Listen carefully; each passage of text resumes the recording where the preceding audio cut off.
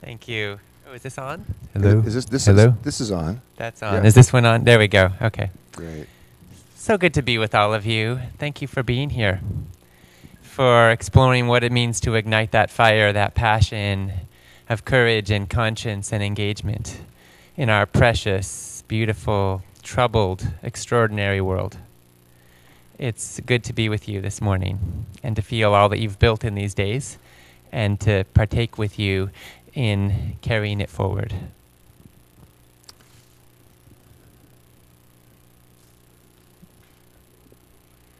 Lovely faces to look at. What's on your mind? What are you feeling right now? How are you feeling? What energies are alive in you right now? Can I hear a few people, just one or two words?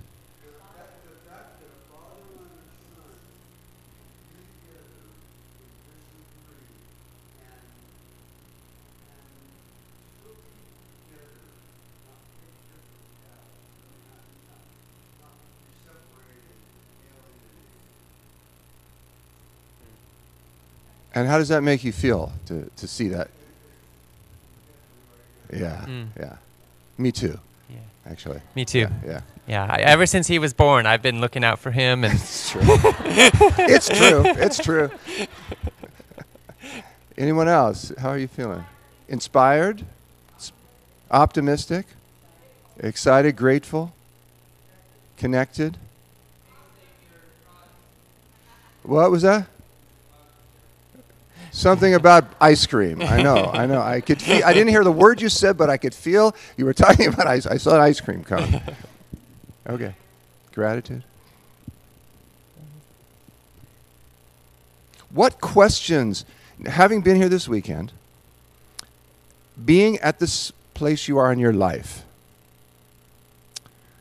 what question is leading you forward?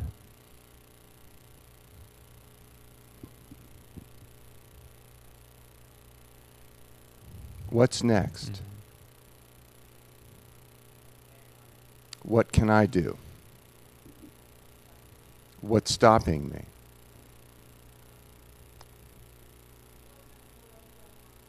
What kind of world do I want?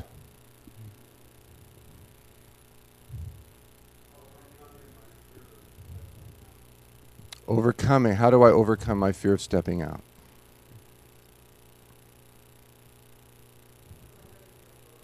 What am I ready to let go of?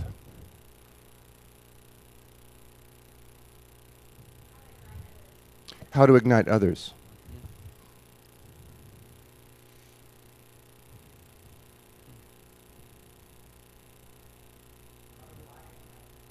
How do I be happy?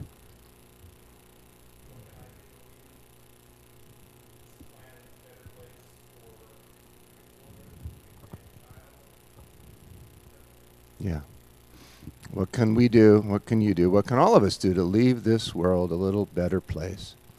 A little more beautiful, a little more healthy, a little more vibrant, a little more alive, a little more laughter, a little more love, a little more wisdom operating in our communities, in our relationships to each other, in our self-respect, in our caring for the future.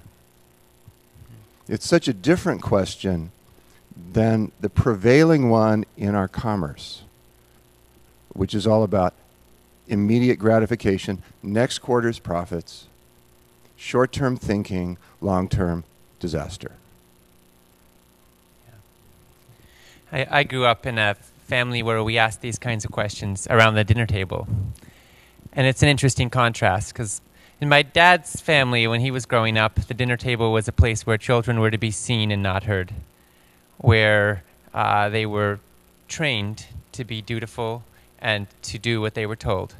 And they were never engaged in anything of substance. If anything, they would be scolded.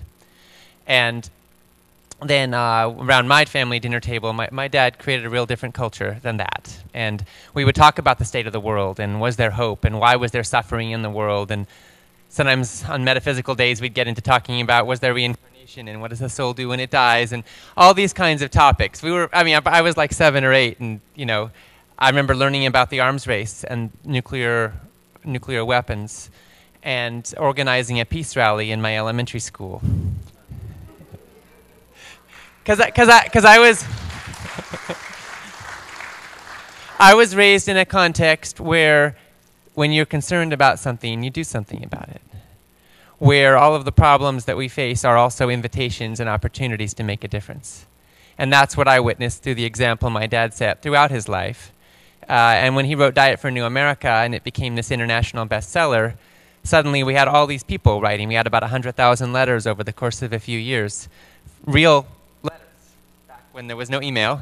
And people were saying thank you, and you've saved my life, and you've changed my life. And I remember feeling so moved that his path of integrity led to such an impact in the world. We never know as we do what's right, as we follow through on our conscience, what ripples that will send out, what impact that will have. Sometimes those ripples may look small. Sometimes they may look enormous. But we do what we do, and we seek to live in authenticity and integrity with our own being and our own purpose and our own passion, not because we can foresee every impact it's going to have, but because I think every soul that aligns with its own purpose, with its own integrity, does send out ripples that affect all life on this planet. And so as the personal recipient of somebody who's made those kinds of choices in his life, I want to say how much it matters on an individual level to be close to somebody, to know somebody who sought to be true to his own values and his own being, when there would be so many pressures that would pull in another direction at times on the way. We all face those pressures. Sometimes it feels like it takes a Herculean effort just to live by our values and our conscience in a world that is pulling us so consistently in so many other ways. But as we listen to that still voice, as we align ourselves with our own purpose and being, I think something incredible happens. I think we become agents for a force greater than ourselves. And all kinds of joys and possibilities open up as we step onto our true path. And that's something I've experienced in my life. Sometimes the blessings don't all smell like roses. Sometimes there's real hardships along the way. And I ask, how can we meet those with the best of who we are? So my grandfather started Baskin-Robbins. My dad became this best-selling author. I started, organizing for social change when I was 7, and by 16 I was directing a 7-figure nonprofit organization working for positive change in the world, and ran that for 20 years. My wife and I became parents about 10 years ago, and we had twins. And I initially thought that parenting was kind of a strategic social change investment. And we figured that our kids would probably be saving the world by the time they were out of diapers. Well, our kids have autism. And so we don't really know what will happen when they're out of diapers because they're still in diapers. And 10 years downstream, I've had so many opportunities to look at my own ambitions, my own expectations, and what does it mean to keep letting go of all of that so I can show up with who these people are, what they're here for. It's not what I had in mind. There's lots of ways that we have struggled just to make contact with each other. I dreamed when I was becoming a dad of looking into my baby's eyes before they could even speak and beaming love into each other, like soul to soul. But then I found that kids with autism actually don't make eye contact. Hardly at all, if ever. So for 10 years, I never really got to look in my kids' eyes. Never really got to settle in and melt and feel each other. And then we discovered a program called Sunrise that we've been implementing for the last 6 months or so that's been really transformational for us. And I want to share this, not because it's just about autism, but because I think it touches on so much of who we are and what we are in this world now. You see, conventional perspective on autism says that it is incurable, it's lifelong, and the best you can do is modify behaviors by systematic systems of rewards and punishments that train kids to behave better. But Sunrise says that autism is about sensory overload. It's about an inability to process and filter information so that kids are bombarded Autistic people are bombarded with an overwhelm of data coming in. They don't know how to screen it out, so they go exclusive. They go into familiar questions and patterns and behaviors that help them feel safe in a world that feels terrifying and overwhelming. So the notion there is that rather than trying to control the behavior, you build connection with the human being. And you focus first and foremost on building eye contact, on going into their world and helping them feel safe to be in their world, but not have to be alone in it. So whatever they're passionate about, whatever they're doing for their sense of security over and over and over again repetitively, we join them there. Not just pretending to be interested, but actually engaging. So for example, my son River has a love of Barbie dolls. Not just Barbie dolls, but chewing on Barbie dolls. And sometimes when he's feeling overwhelmed or stressed, he'll just put that Barbie doll in his mouth and chew and chew and chew. And you can tell that that's where 95% or maybe even 100% of his consciousness is going. So one day I was seeing him doing that, and I was aware that my typical response would be to worry about the plastic, and it's made in China somewhere, and it's probably got some chemicals that are getting into his system right now. And then I'd be worried about the fact that he's out of contact, and I'm thinking about social interaction and how bad this looks on me as a dad, and am I failing as a father because my kid is doing this behavior, and all these kinds of things. But on this particular day, I decided to try a different approach. And I looked at it, and I said, you know what? He's actually getting a lot of pleasure out of chewing on this foot right now. I'm going to join him. So I pick up another Barbie doll sitting across the room, and I start chewing on that foot. Well, what do you know? He looks at me. This is a kid who, when he's going exclusive particularly, he doesn't interact with the world around him. But he looks at me, and this huge smile comes over his face, and I could practically hear him thinking, oh my God, there is intelligent life on this planet.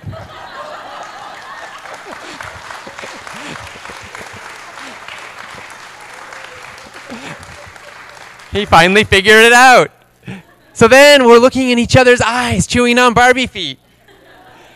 And he's smiling so big, and then he gestures like this. Turns out his Barbie has 2 feet. He's inviting me to come over and chew on the other foot of his Barbie doll. So I do that. And now our noses are 3 inches apart. We're beaming in each other's eyes, radiant. And I tell you, Barbie's foot never tasted so good.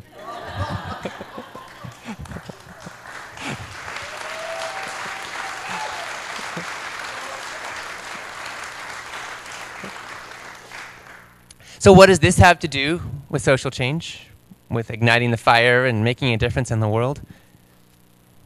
Everything. Dr. King said you have no moral authority with those who can feel your underlying contempt. As we move through the world, we inevitably have the experience of interacting with people who are doing things we do not understand, and often things we may judge, abhor even. I'm not suggesting that we condone every behavior, but I am suggesting that there might be a reason why people do what they do. A belief system, a history of life experience, whatever traumas, whatever experiences they've had, that informs the worldview out of which their actions for some reason may seem, or actually indeed do, make sense to them. If we can understand something of what may be moving people to do what they do, perhaps we can have influence. Perhaps we can build connection. Out of rapport, out of connection, lies the potential for engagement and change. If we want to move the world, we have to engage with the world. Now, I grew up in a family that identified as activists, as change makers. I started wanting to change the world real early, being aware of the enormous suffering and violence and brutality on this planet, and being aware of the passion that lived in all of us to make a difference. I wanted to ignite that passion. I wanted to change this planet for the better. I still do. And I'm increasingly aware that in order to create the most effect I want in the world, I also need to be loving the world, honoring the world, embracing the world with all of its pain and ugliness and all of its beauty and possibility. And my children are teaching me about that in ways I never could have imagined. recently our son River was smearing some poop on the window. Now he's had potty training issues his whole life, and this has not been terribly uncommon in our lives, that sometimes he'll just start smearing poop. Now, my first reaction was, as many parents probably would be, first I was thinking, gotta get that hand into the sink right away and clean him off, but I wanted to do it in a way that showed him that this is wrong and you shouldn't be doing this. So I started to run over and grab his hand and drag him off to the sink and wash his hand. I've done that plenty of times. You know what he does when I do that? He tries to fight back. He tries to get that hand on me and anything else he possibly can in the meanwhile. And then while he's washing his hand, he's trying to kick me. And then as soon as he's done, he's probably already plotting when he's going to have enough poop to do it again. Well, this particular day, I tried a different approach. I realized that to him, this was art. And he was getting to know his body in a way that he's felt very out of control a lot in his life. So I decided to join him. So I walk over and I drew a heart in the poop on the window. Again, River looks at me with a huge smile. He was shocked to see his father behaving this way and overjoyed. And he said, I'll go get cleaned up now. And he runs off to the bathroom. He's training me, see? He wanted to reward me for my behavior. So he gets cleaned up, and then I hear him in the tub, and he's making very autistic babbly sounds in the tub. And I'm cleaning poop off the window. And I thought to myself, 10 years ago, if you told me that I'd be here right now, hearing my son make those sounds while I'm cleaning off this window, how would I have felt? And I thought, pretty horrible. And then I thought, 10 years ago, if you told me that I'd be here right now, my son's making those sounds in the tub, and I'm cleaning this poop off the window, and I am completely at peace with life and joyous to be alive and celebrating this miracle, how would that have felt? I thought, pretty amazing. You see, life isn't just a product of what happens to us. Our lives are a result of what we do with what happens. Who we are in that. In every situation, however beautiful or horrible it may appear to us, there does exist the potential to make the best we can of that situation. And in that potential, I believe, lies the hope, not just of our lives, but of our whole world. Because in this situation that we find ourselves in, and that our species finds itself in, there is a best we can do. There is the potential to find beauty in the tragedy, to find power in the struggle, and to rise and make a difference with our lives. And I think that's such a precious, beautiful thing to live into.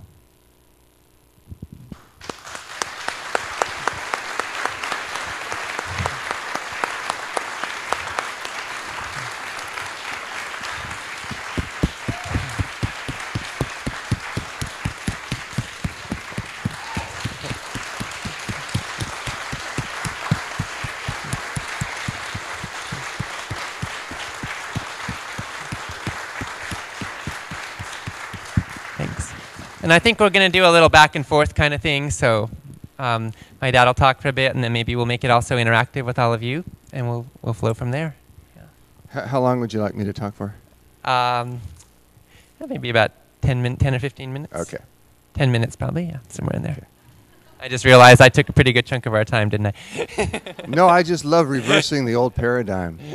You know, in the old paradigm, I'm the elder, right?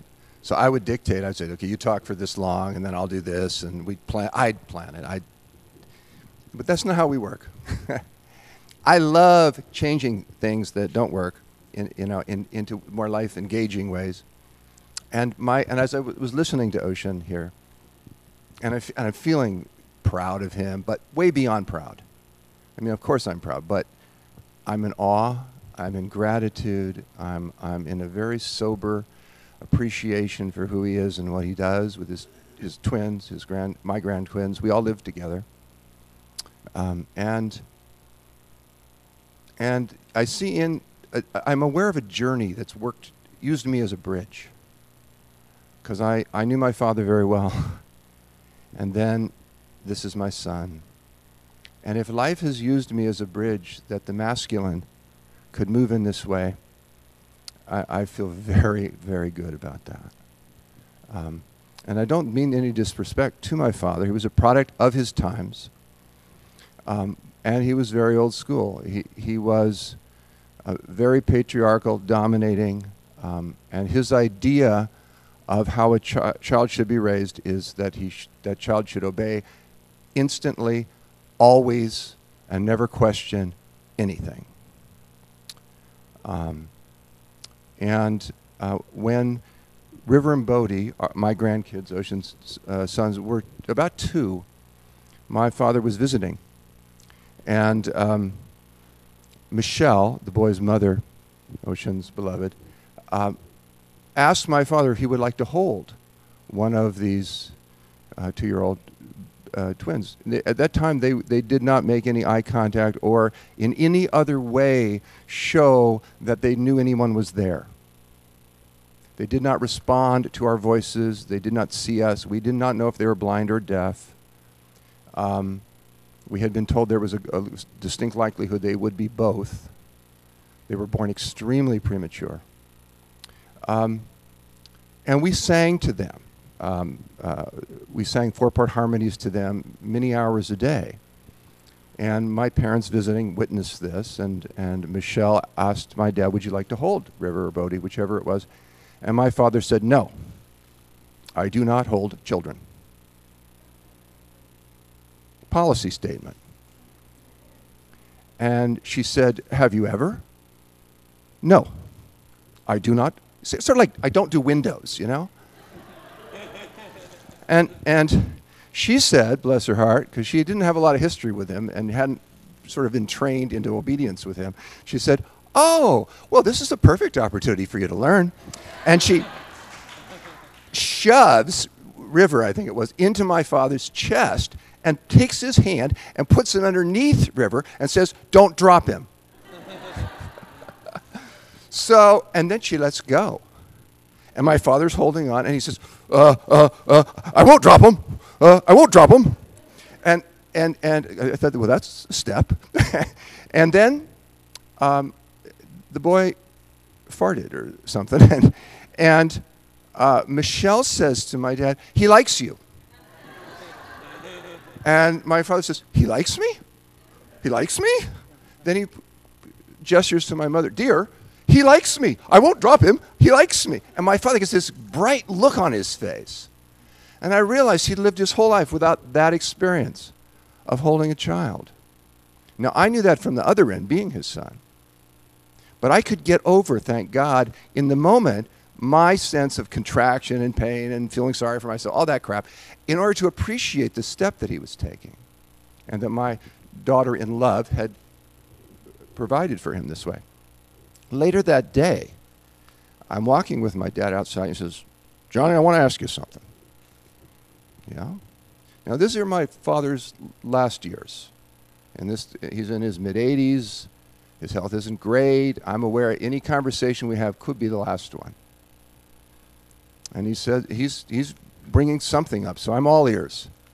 And he said, I want to ask you, do you think all children need love or just children like this?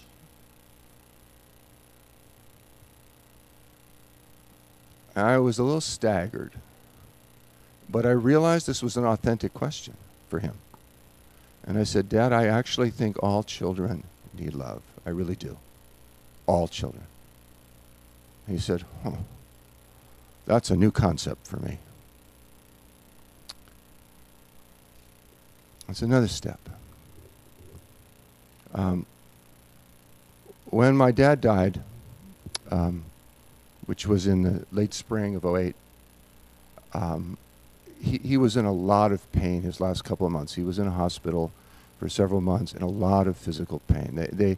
He had a little device where he could inject himself with morphine every 15 minutes. So when he would do that, he'd feel better for a couple minutes. And then he'd start to be, really, really uncomfortable, really uncomfortable. I guess they were afraid of him getting addicted. By this time he's in his, he's 91 years old and he's dying, but they, you know how it is. They don't want to give too much. The truth was, if they gave him much more, he would have gone into a coma. And it's a fine line to play that. And I'm there with him, a moment I reach over and I kiss him on the forehead. His eyes are closed. He's laying there, and I kiss him on the forehead, and he goes, "What's that? What was that? What was that?" I said, "Oh, Dad, I'm sorry to startle you. I just kissed you on the forehead." "Why? Why?" "Oh, it's just my way of expressing my love.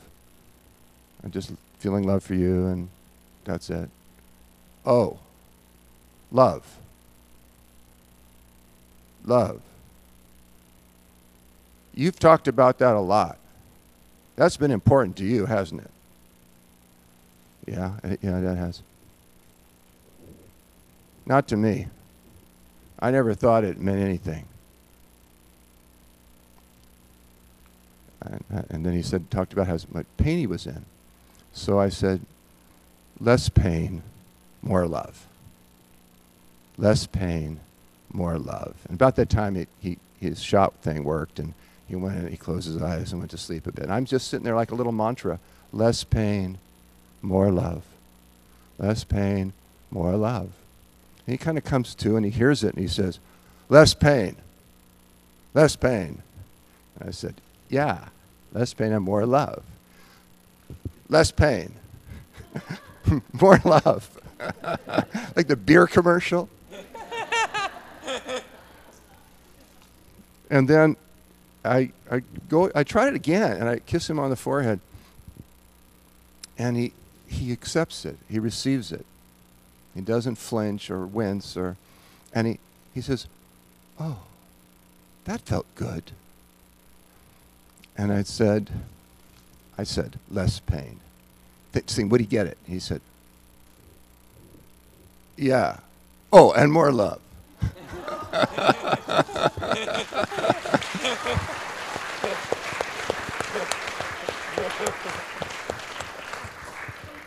And this was, we talked a little bit more. He could only speak a little bit.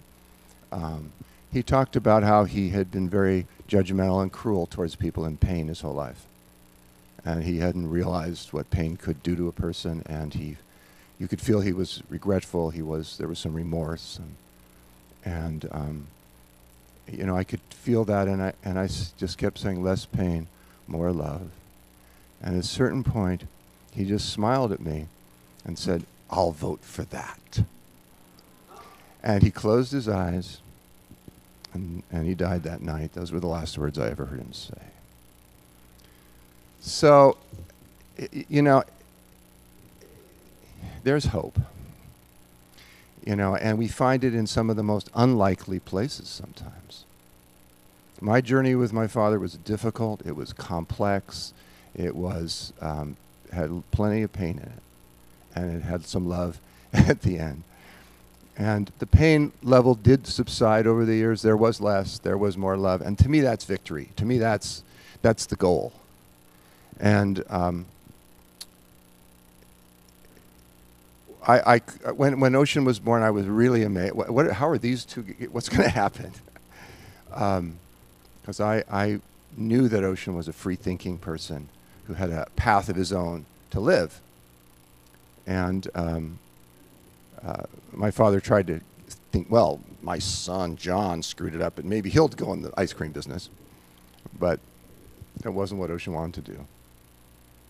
And they had their relationship. The fact that there's something in the male that is nurturing, that is giving, forgiving, that is embracing, that the warrior spirit in the male can be used on behalf of life, not to exploit, not as a predatory energy, not to dominate or objectify, not to coerce, but to befriend, to embrace, to stand with the feminine in power, in clarity, with a ground that provides inspiration and beauty and creativity and all of the gifts and blessings that emerge in the human being and spirit. That to me is an incredible opportunity. And I've lived this bridge. I've been this bridge between my dad with his belief system and his way of thinking which was pretty much all about money for most of his life. And by making the choices I did, and who knew they would have led where they did. I did walk away from a very large fortune. And at the time, my father hated it. And he couldn't understand it. And he thought I was crazy. And he told me so many times. Later in my life, he offered something to me that I took as a compliment, whether or not it was meant that way. He said once to me, "You know what bothers me the most about you?" And I said, "No, Dad, tell me what's bugging you about me today." "No, I mean the most." "Oh, okay, okay." "Everybody else I've ever met has their price, except you." Well, I took it that way. I took it as a compliment. But there's a place in all of us where we're not bought and sold. We may submit, we may behave, we may, acquiesce because of the force and the requirement, and we need to survive.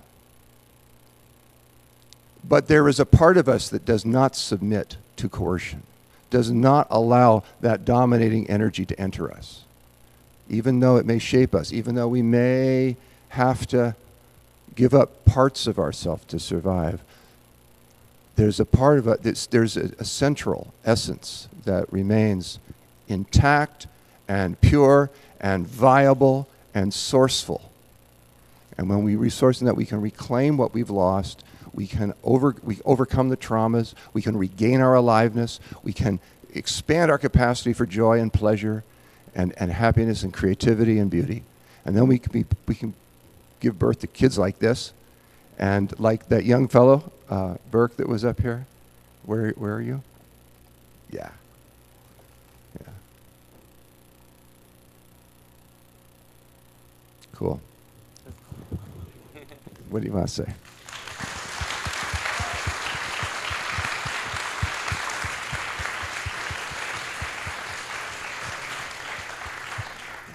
So we're speaking somewhat personally today, as you've probably noticed. And we both engage a lot with the world and making a difference in the world. And part of what I wanted to bring to the close of this conference really is how that integrates. Who we are and how we show up in our personal lives, in our relationships, in our families, interfaces with who we are in the world. Mahatma Gandhi said we must be the change we wish to see in the world. And in my experience, that particular quote may be the most widely read and popular quote on earth. Having worked with young leaders in more than 65 countries, I hear that pop up over and over and over again. So it obviously strikes a deep chord. But what does that really mean? To be the change we want to see in the world. Part of what it means to me is realizing that everything I see in the world is also in me. That the work of change and engagement and activation doesn't just occur out there. It also doesn't just occur in here. It's in a relationship. It's in a flow. It's in an interconnectivity with life that we find our power and we find our truth and we find our capacity to engage. So I think we want to open it up now to hear what's on your mind and what questions you might want to ask us or what you want to hear us open up or explore here, knowing that it's all open. Yeah.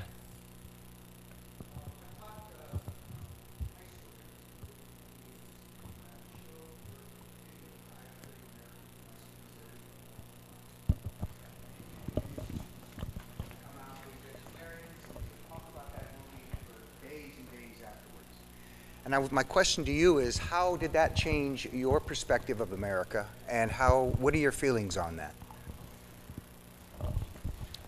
Well, thank you for showing the video. It was a documentary. It was made by PBS, the LA station, KCET. And it won a lot of awards. It's been shown a lot. And I'm always grateful that it's reaching people still. One of the reasons I'm grateful, and this is one of the impacts it's had on me, is this gratitude, is that I don't think you have to be a vegetarian to be concerned about, for example, animals and how they're treated, to want your life to be a statement of compassion. I don't think you have to be a vegetarian to be concerned about your health. I don't think you have to be a vegetarian, period. I don't draw lines for people and say you have to meet my purity standards, even if I had them. But we do need to be informed about how our food is produced, what goes into them. And the almost all of the animal products produced in the United States are the product of factory farms, which Burke mentioned briefly, and they are assembly lines of terrible cruelty with egregious environmental consequences. And they waste resources. You know, one of the things about animals that we eat, whose flesh we eat, is that they have, say cattle.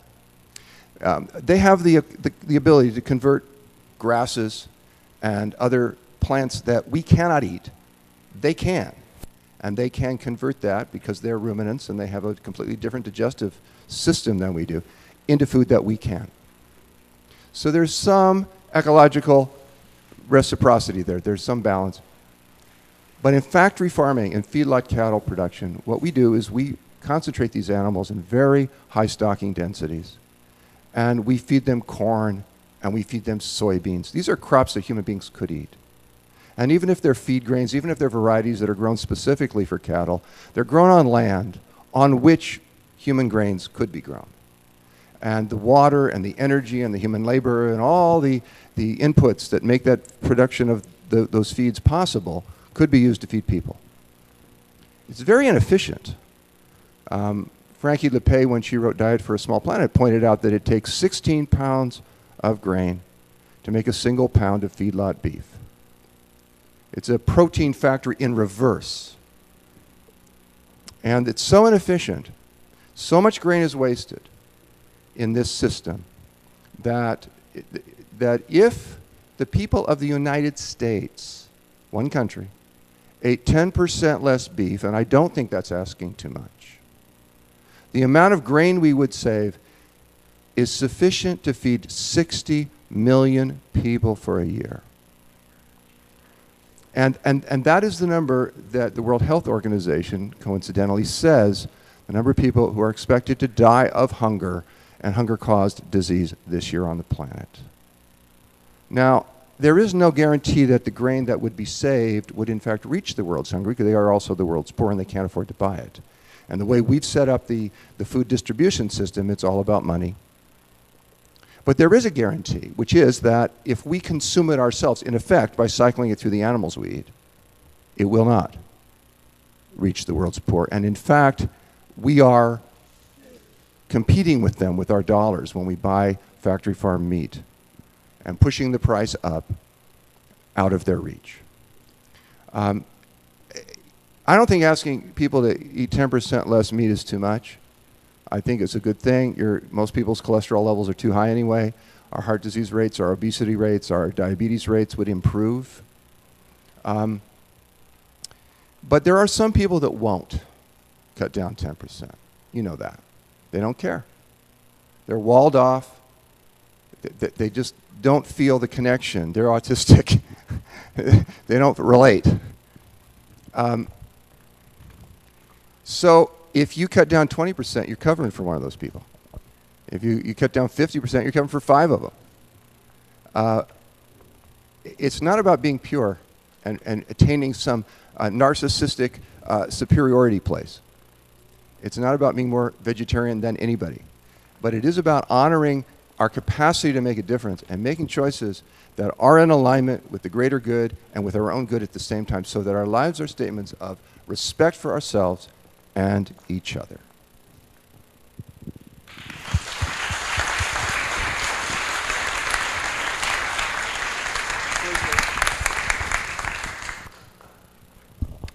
This question is for the father. I'm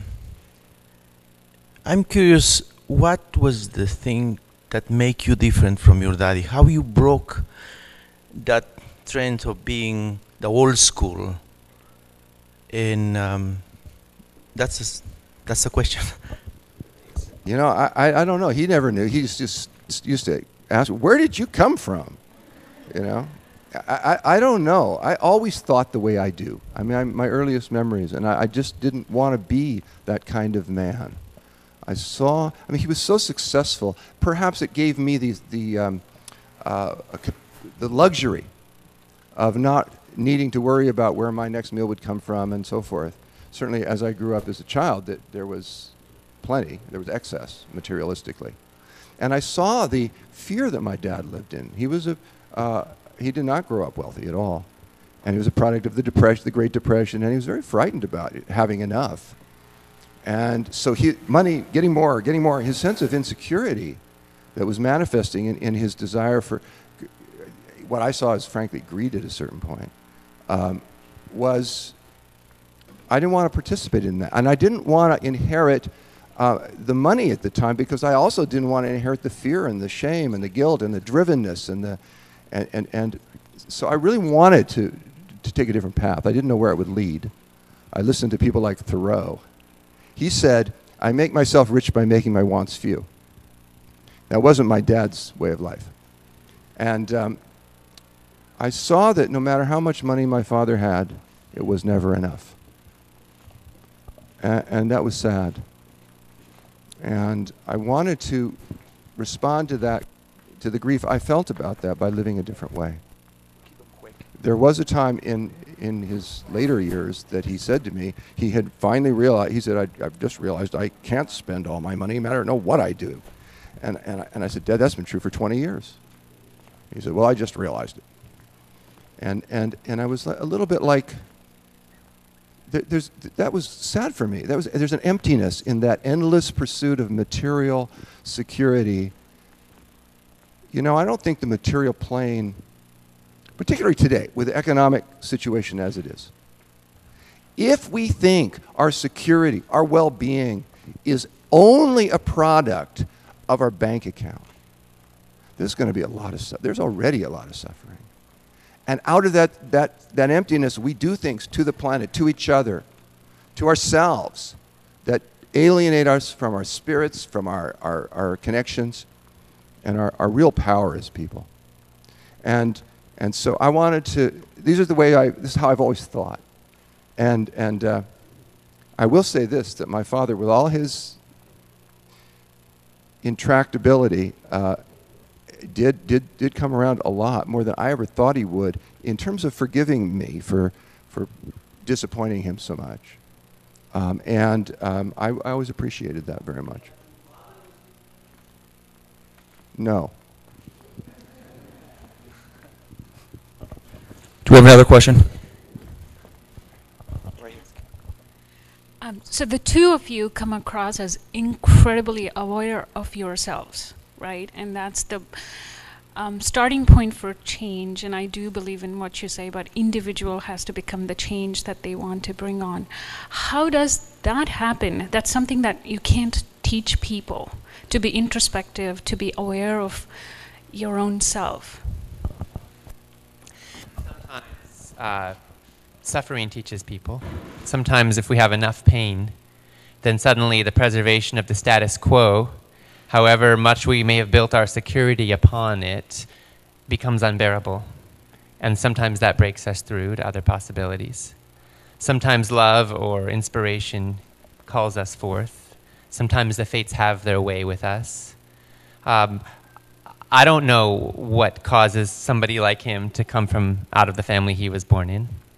But I do have this deep respect that each of us has our own way. I think there are 7 billion paths to healing and transformation. We each have our own niche, we each have our own gifts, we each have our own possibilities. And so there's no single roadmap for awakening or transformation or social change or anything. But I think there is a call, a purpose, a possibility that each of us has, a fire that can be lit within us. And I think the best way any of us can light fires in others is actually by our own example, by our own integrity. And then from there, we find how to engage. We find what the doorways are and what the openings are. A lot of times people ask me, how do you get started? You know, and because I started an organization when I was 16, and we we spoke to school assemblies all over the country, reaching about 650,000 students in schools all over the US, mostly high schools. And then we've grown from there to many different projects. But I've had a lot of engagement with people who are, everyday folks, and often would be asked that question. And for me, the core answer is you don't have to have a roadmap, a strategic plan for the whole trajectory of your life's journey in order to take a step. I think that inertia or apathy is the thief of growth and of change and of learning. And as we step, whatever we do, if we start moving and start changing and start growing, the path unfolds, and we get inspired and we get galvanized and we feel how good it can be to move.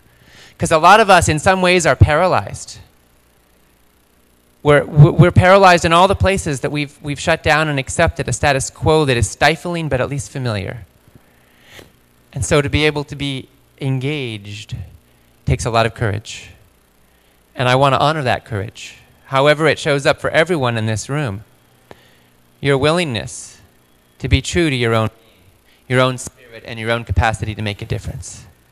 And as we step out, I think we find what's possible for us. And it's a lot more than many of us ever imagined. Couple more questions. Yeah. All right. When you asked us what questions were we asking ourselves, I really wanted to say, how do I love more and how do I love better? And you've given me some answers to that question.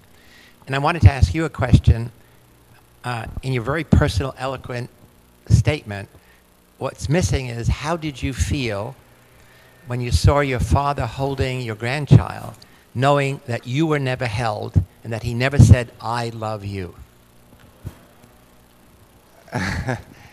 Thank you. It was a poignant moment. I felt all kinds of contradictory feelings. I felt happy for him. I felt the place in me with this kind of empty well of that I have built walls around and protected from feeling, and I also felt the healing. And I wanted to be open to the cycle of healing. That in this connection between this old man who'd lived a particular way and his great-grandson, it was a sandwiching of the two of us in a way, generationally. And I felt I wanted to open to the beauty of it.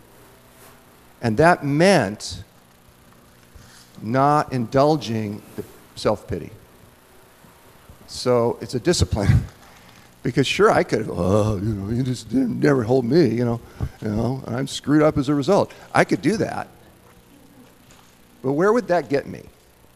Right? So, like you, I want to learn how to love with this life. I want to learn how to live more and better and wiser and more, exquisitely and cleanly.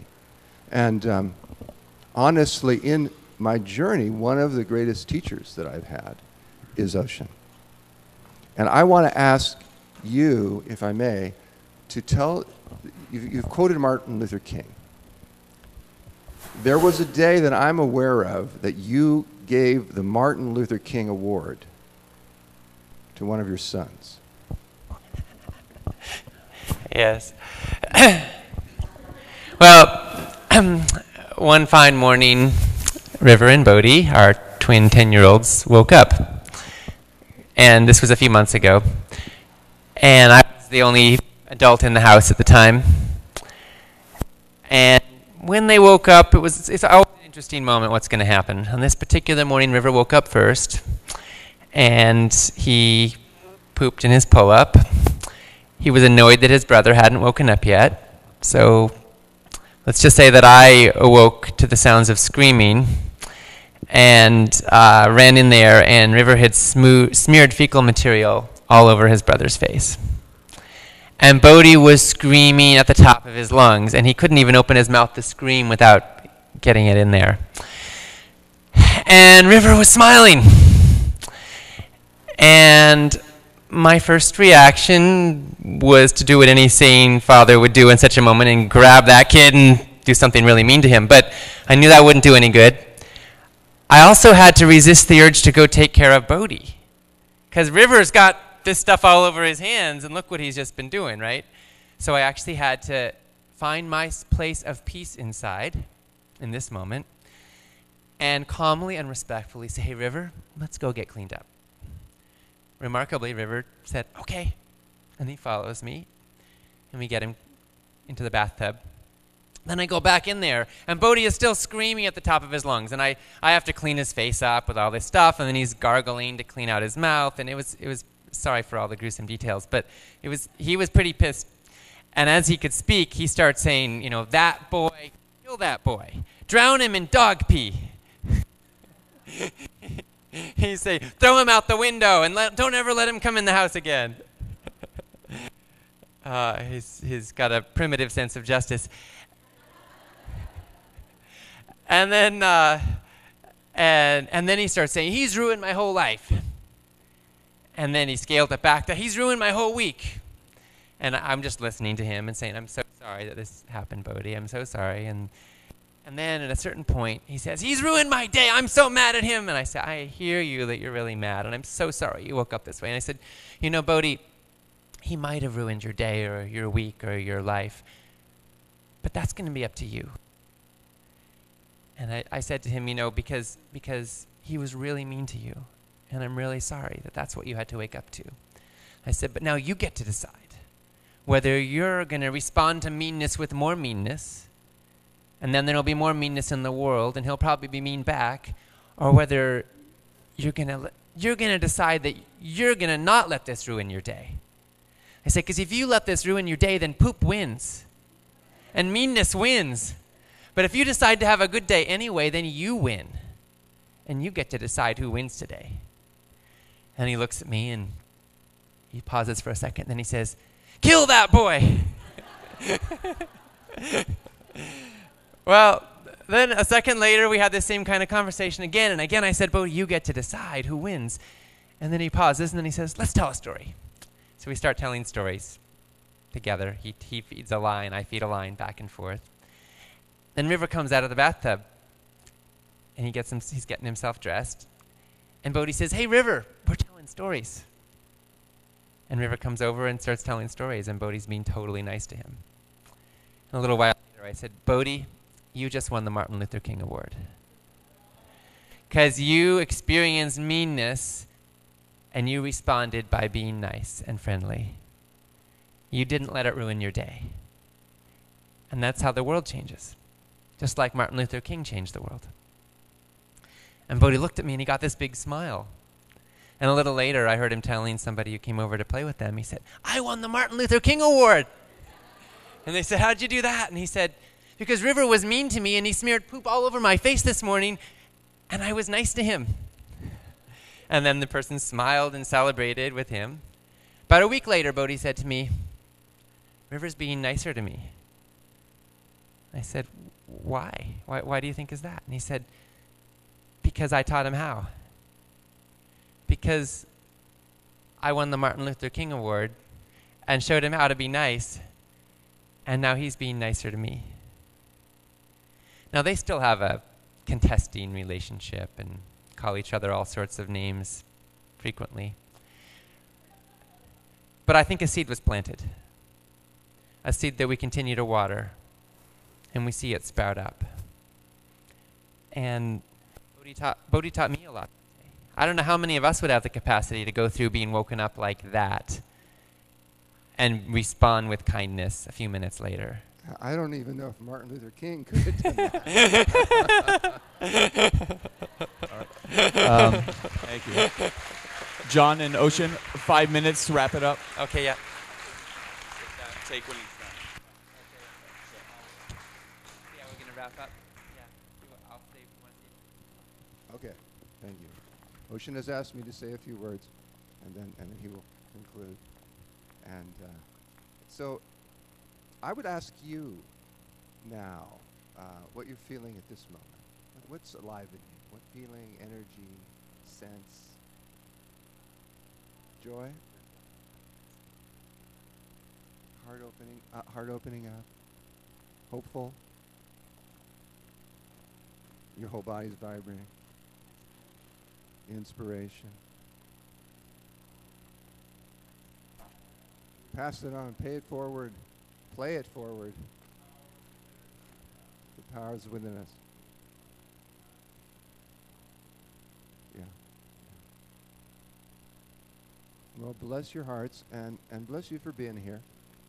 And I suspect that the long-term power and change from the weekend that you've been experiencing here may not be apparent to you for some time, even though the feelings are here, the sense of strengthening and of connection and of happiness are here.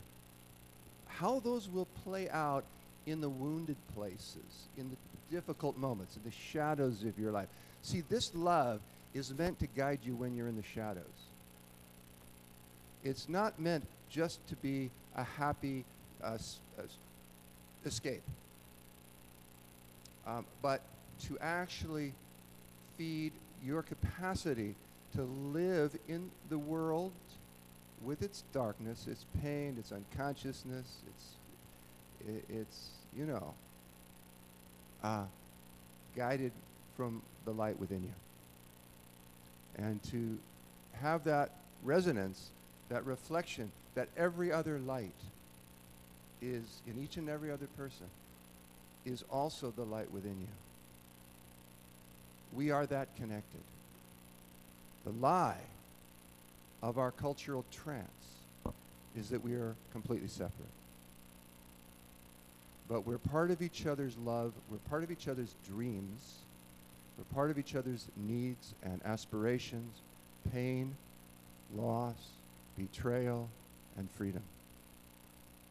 We are part of each other's hearts, and we're here to know that, to live that, and to make this world sing with that beauty.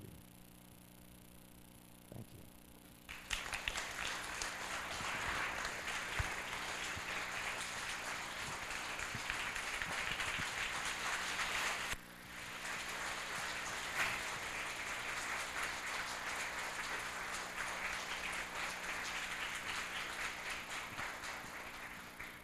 I know we're getting towards time here, so I'll just wrap up by, you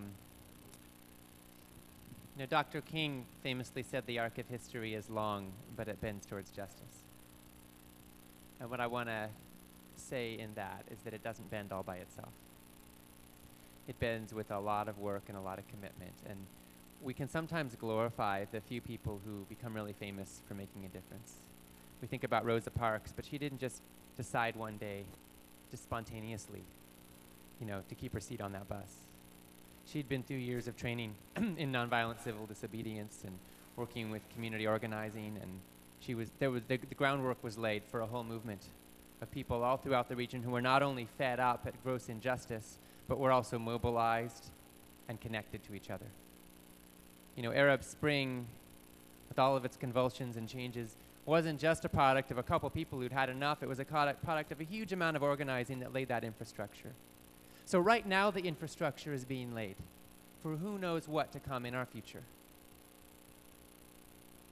A lot of times, it doesn't pop above the surface in a way that becomes visible widely for a long time. But what we do matters. And we are a part of something powerful, transformative, beautiful. So let's remember that. Let's remember who we are and why we're here and what's possible for us. And I want to honor the spark of dignity and compassion and courage and commitment that lives in each of us, in everyone perhaps. And I want to thank you for every action you take, large and small, to be true to your authentic purpose and your love and your dreams and the dreams of all generations to come. And thank you so much for being here.